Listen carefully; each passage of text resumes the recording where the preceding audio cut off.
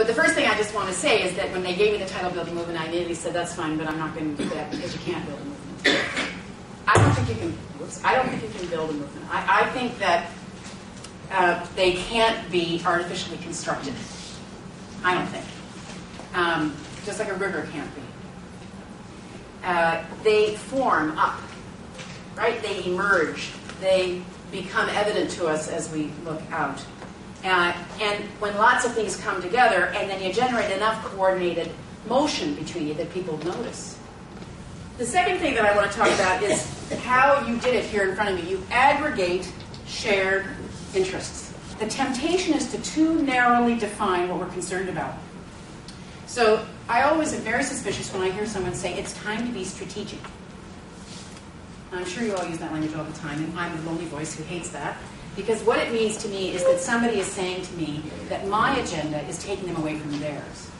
And that it's their way of saying, it's this other phrase that everybody uses, you just don't get it. You get it, but you don't quite get it. What you're telling me is that you don't agree with me and you do agree with me. And how do we stop doing that? How do we stop drawing the line so tightly and say to ourselves, it's not about us getting it.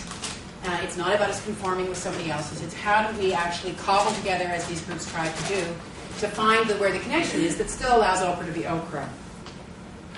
The third point in the 5 Good Ideas piece that I've written for you is this, that I think we need to highlight the nature of the connection, and you guys started to do that.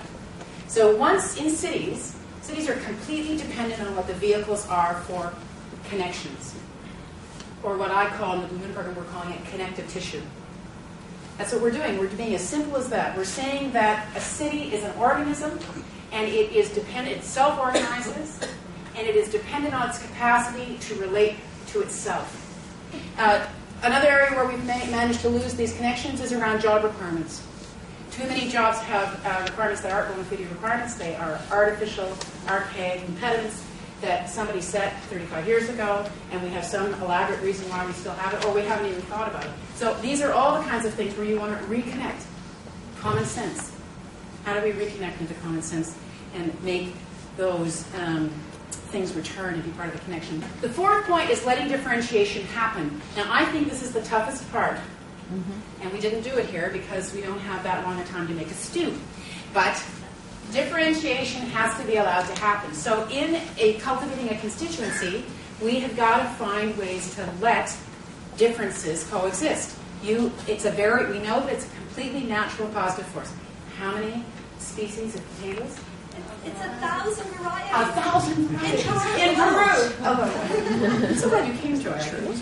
Potato woman. So you look at the work of the Maytree Foundation, you just look at this country. It is all about how differentiation happens naturally and strengthens the capacity of the whole. And as we cultivate these constituencies, we have this temptation to slap down those kinds of areas where something surfaces that differentiates from the other. And how can we find language that allows that to still happen without the expense of the whole? The last idea is that you feed the particular. Now, this is all about how we understand differentiation and strengthening the system.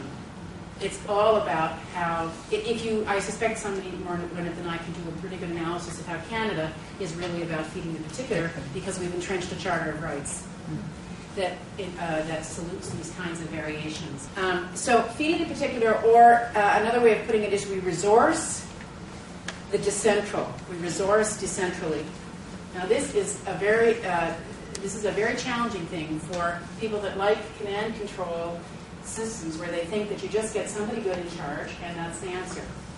What we really understand, I work in New Orleans, many of you know that because you've heard me talk about it, and we've been in New Orleans every month since the levees broke.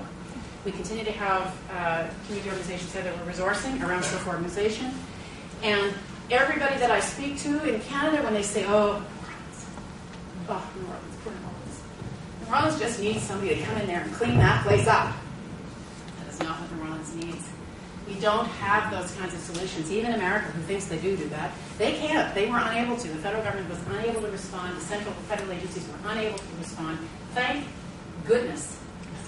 Not that they shouldn't have responded to rescue people. That sounds inappropriate what I just said. but they should not be in a position of having a cataclysmic amount of resources and some kind of centrally controlled master plan that turns New Orleans into a community in Florida. What we want are to allow and find ways to feed the particular, and New Orleans is full of it. Come down and see, I'll show you. It's full of different kinds of differentiation and different kinds of idiosyncrasies that are embedded in the unique conditions of that place.